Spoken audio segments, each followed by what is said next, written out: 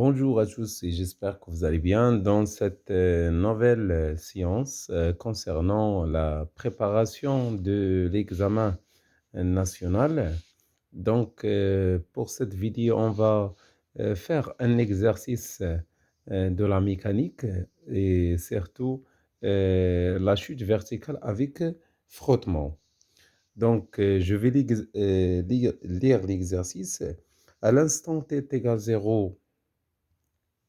À l'instant t est égal 0, on lâche verticalement un solide S de masse 150 kg dans l'air.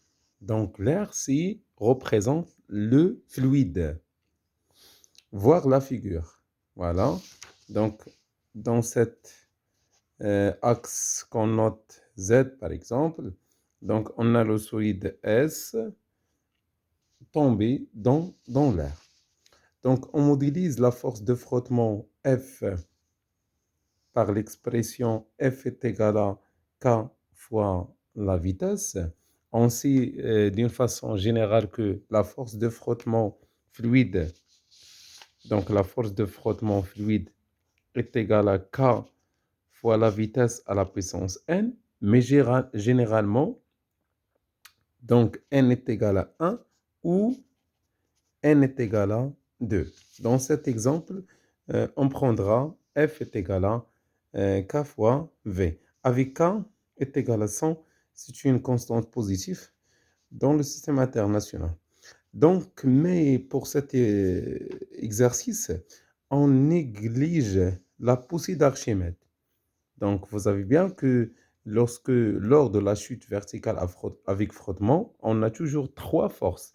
La force de frottement fluide, la force de la poussée d'Archimède et le poids. Donc, généralement, on a trois forces. Mais cet exercice, on néglige la poussée d'Archimède. Donc, il reste seulement le poids et la force de frottement fluide. Le poids, il est toujours orienté vers le bas, il est perpendiculaire à la terre et orienté vers le bas. La force de frottement fluide est de sens inverse du mouvement. Voilà, on passe à la première question. Montrer que l'équation différentielle vérifiée par la vitesse du centre d'inertie s'écrit sous la forme, voilà, de cette forme-là. Et on va résoudre cette question en appliquant la deuxième loi de Newton. Voilà la solution pour minimiser le temps. Donc, le système étudié, c'est le solide. On étudiera le mouvement de ce solide dans un repère, dans un référentiel terrestre, c'est posé comme Galilée. Et on applique la deuxième loi de Newton, la somme des forces extérieures est égale à MAG.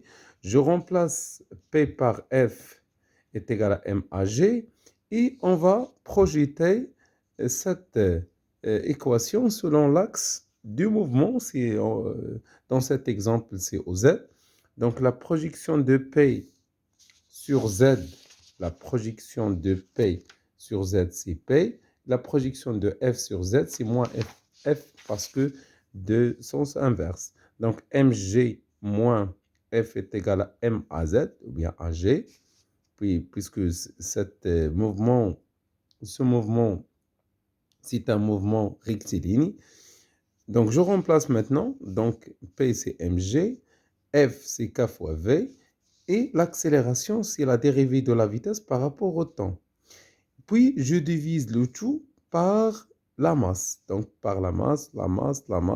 Donc, il reste dV sur dt est égal à G moins K sur M. Voilà l'équation différentielle vérifiée par la vitesse. Et si je remplace chaque grandeur par sa valeur, donc on trouve dV sur dt est égal à 10 moins 10 sur 15 fois V. Ça, c'est l'équation différentielle à chaque instant. À chaque instant. Voilà, on passera à la deuxième question. La courbe de la figure 2 représente la variation de la vitesse en fonction du temps. A déterminer graphiquement la vitesse limite atteinte par le solide et le temps caractéristique de la chute. Donc, si on a cette courbe-là, donc on va exploiter cette courbe pour déterminer la vitesse limite. La vitesse limite, c'est la vitesse en régime permanent. Voilà la vitesse limite. Et par projection, on trouve la vitesse limite. Voilà la vitesse limite.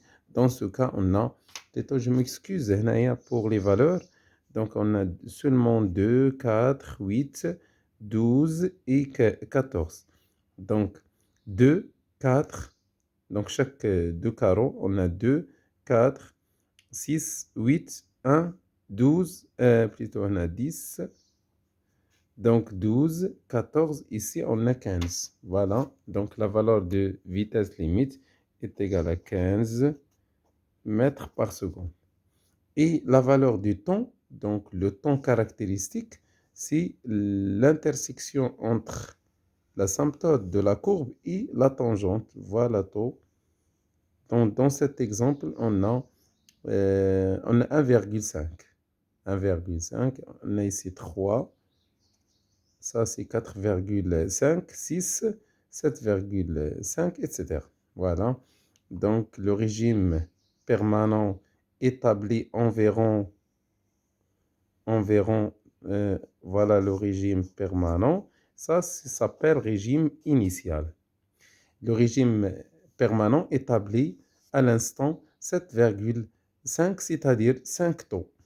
Donc, si on a taux est égal à 1,5, donc taux est égal à 1,5 secondes, donc 5 taux donne la durée approximative du régime permanent. Voilà. Donc, on a deux grandeurs, la vitesse limite et on a taux. La question B, retrouvée par calcul ces grandeurs. Donc, on va déterminer ces grandeurs par calcul. Donc, graphiquement, on a trouvé V limite est égal à plutôt, je m'excuse ici, donc c'est 15.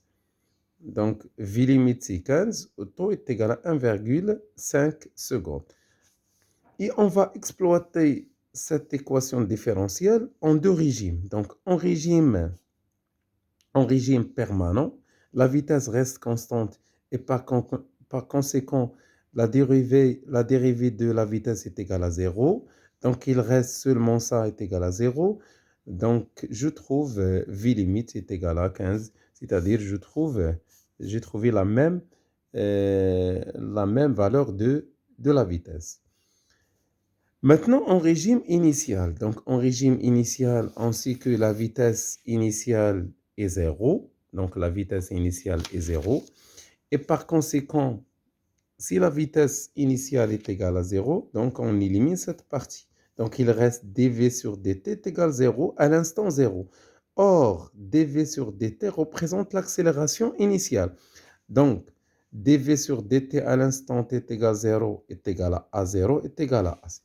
Voilà, c'est-à-dire que l'accélération initiale est égale à 10 mètres par seconde au carré. Et on a une relation entre la vitesse limite et l'accélération initiale. C'est cette relation-là. Voilà, l'accélération initiale est égale à la vitesse limite divisée par temps.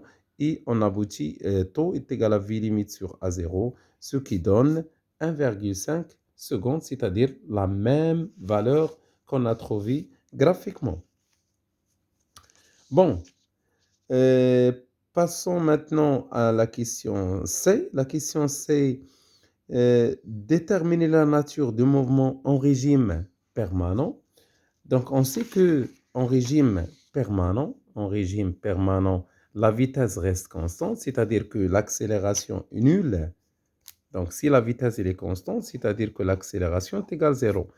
Et quand on a l'accélération est nulle, donc on a mouvement rectiligne uniforme.